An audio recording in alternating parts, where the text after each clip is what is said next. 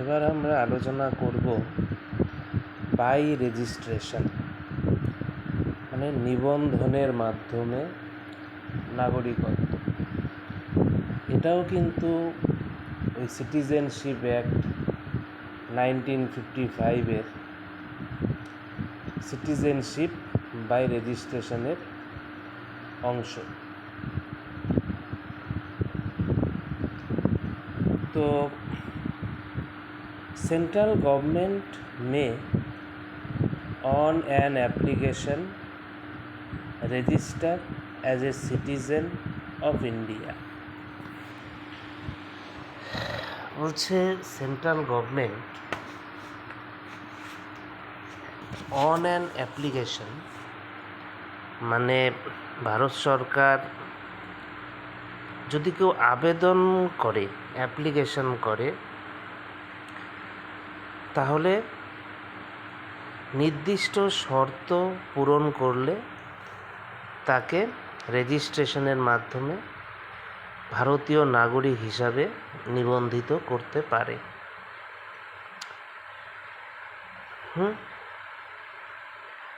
তাই বলছে central government May on an application register as a citizen of India, এটাই বলেছে। Not being an illegal migrant,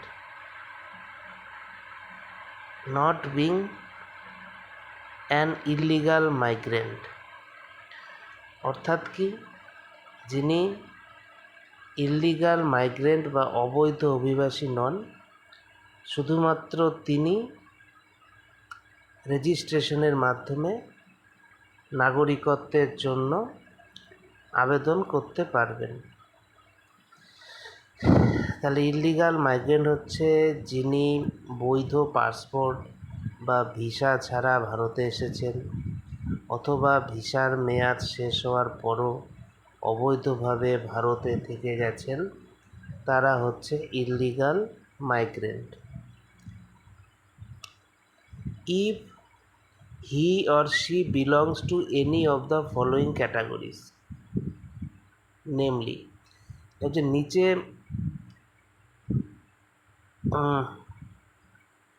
7টা category দেওয়া আছে, সেই 7টা শ্রেণীর মধ্যে, 6টা না 7টা হবে, 7টা শ্রেণীর যে কোনো একটির যদি অন্তর্ভুক্ত হয় তাহলে রেজিস্ট্রেশনের মাধ্যমে নাগরিকত্বের আবেদন করা যায়।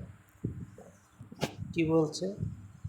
প্রথমটা হচ্ছে যে a person of Indian origin has to be ordinarily living in India for the past 7 years before applying for registration as a citizen. বলছে a person of Indian origin, মানে যিনি ভারতীয় বংশোদ্ভূত, অর্থাৎ তার পূর্বপুরুষ বা বাবা মা দাদু দিদা ঠাকুরদা ঠাকুমা ভারতের সঙ্গে সম্পর্কিত, অর্ডিনারিলি লিভিং ইন ইন্ডিয়া অর্থাৎ ভারতে সাধারণভাবে বসবাস করছেন, মানে স্থায়ীভাবে থাকার উদ্দেশ্যে বসবাস করছেন, মাঝে মাঝে বিদেশে গেলেও কোনো সমস্যা নেই, ফর দ্য পাস্ট 7 years, অর্থাৎ আবেদন করার আগে গত 7 বছর ভারতে সাধারণভাবে বসবাস করতে হবে, বিফোর অ্যাপ্লাইং ফর রেজিস্ট্রেশন। রেজিস্ট্রেশনের জন্য আবেদন করার আগে এই 7 বছরের শর্ত পূরণ হতে হবে। 2 নম্বর কি বলছে? Person of Indian origin who is ordinarily resident in any country or place outside undivided India। বলছে পারসন অফ ইন্ডিয়ান অরিজিন অর্থাৎ ভারতীয় বংশোদ্ভূত ব্যক্তি, অর্ডিনারিলি রেসিডেন্ট অর্থাৎ সাধারণভাবে সেখানে বসবাস করেন, any country or place outside undivided India. অর্থাৎ যে ব্যক্তি অবিভক্ত ভারত যে ছিল, আনডিভাইডেড ইন্ডিয়া, সেই অবিভক্ত ভারতের বাইরে যে কোনো দেশে বসবাস করছেন।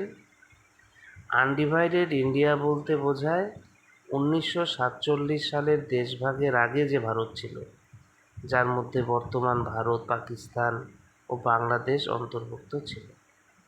অর্থাৎ ভারতীয় বংশোদ্ভূত কেউ যদি বর্তমানে অন্য দেশে থাকেন, তিনিও রেজিস্ট্রেশনের মাধ্যমে আবেদন করতে পারেন। 3 নম্বর বলছে person who is married to a citizen of India and who has been living in India for the past 7 years can apply for registration. বলছে married to a citizen of India, অর্থাৎ কোনো ব্যক্তি ভারতের একজন নাগরিককে বিয়ে করেছে এবং living in India for the past 7 years, এবং আবেদনের আগে গত 7 বছর ভারতে সাধারণভাবে বসবাস করে আছেন, তাহলে ক্যান অ্যাপ্লাই, তখন তিনি রেজিস্ট্রেশনের মাধ্যমে নাগরিকত্বের আবেদন করতে পারবেন। শুধু বিয়ে করলেই নাগরিকত্ব পাওয়া যায় না, 7 বছর ভারতে বসবাসের শর্ত পূরণ করতে হবে। তারপরে বলছে minor children of parents who are citizens of India, অর্থাৎ যারা অপ্রাপ্ত বয়স্ক সন্তান 18 বছরের কম, তারাই তো minor children. Parents who are citizens of India, অর্থাৎ যাদের বাবা মা ভারতীয় নাগরিক, এই ধরনের অপ্রাপ্ত বয়স্ক সন্তান রেজিস্ট্রেশনের মাধ্যমে ভারতীয় নাগরিক হতে হবে।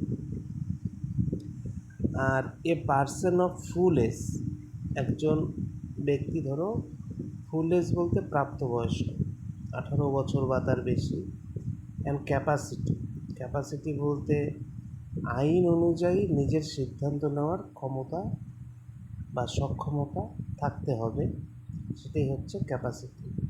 Whose parents are registered as citizens of India, অর্থাৎ যার বাবা মা রেজিস্ট্রেশনের মাধ্যমে ভারতীয় নাগরিক হয়েছেন আর registered as citizens of India, সেই প্রাপ্তবয়স্ক সন্তানও রেজিস্ট্রেশনের মাধ্যমে নাগরিকত্বের আবেদন করতে পারবেন। তারপরে বলেছে person of full age and capacity who or either of his parents was earlier citizen of independent India, অর্থাৎ 18 বছর বা তার বেশি এবং আইনগতভাবে সক্ষম বাবা অথবা মা, যে কোনো একজন, দুজনেরই নাগরিক হওয়া বাধ্যতামূলক নয়।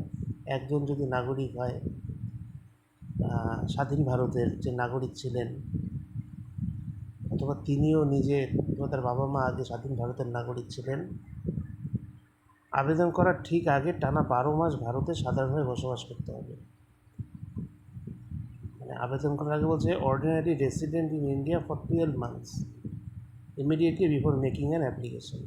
আবেদন করার আগে টানা 12 মাস ভারতে সাধারণভাবে বসবাস করতে হবে। আরেকটা বলছে person of full age and capacity who has been registered as an overseas citizen of India card holder for 5 years and who is ordinary resident in India for 12 months before making an application for registration. বলছে প্রাপ্তবয়স্ক এবং আইনগতভাবে সক্ষম, তিনি আগে থেকে OCI card holder হিসেবে নিবন্ধিত, কমপক্ষে 5 বছর ওসিআই কার্ড হোল্ডার থাকতে হবে, ভারতে সাধারণভাবে বসবাস করতে হবে, রেজিস্ট্রেশনের আগে মানে আবেদন করার ঠিক আগের 12 মাস ভারতে থাকতে হবে।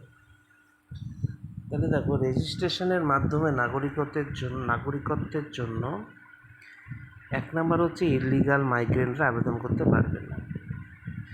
2 নম্বর, যদি ইন্ডিয়াতে অরিজিন হয়, 7 বছর থেকে ভারতে বসবাস করছে, আবেদন করতে পারবে। ভারতীয় নাগরিককে বিয়ে করেছে, 7 বছর থেকে ভারতে বসবাস করছে, আবেদন করতে পারবে। মাইনর চাইল্ড আছে কিন্তু বাবা বা মা ভারতীয় নাগরিক, আবেদন করা যাবে। রেজিস্টার্ড ইন্ডিয়ান সিটিজেনের প্রাপ্তবয়স্ক সন্তান, আবেদন করা যাবে। নিজে বা বাবা বা মা স্বাধীন ভারতের নাগরিক ছিলেন, প্লাস আবেদনের আগে 12 মাস ভারতে বসবাস করছে, আবেদন করতে পারবে। ওসিআই কার্ড হোল্ডার 5 বছর ধরে আছে, প্লাস আবেদনের আগে 12 মাস ভারতে আবেদন করা যায়। এটি হচ্ছে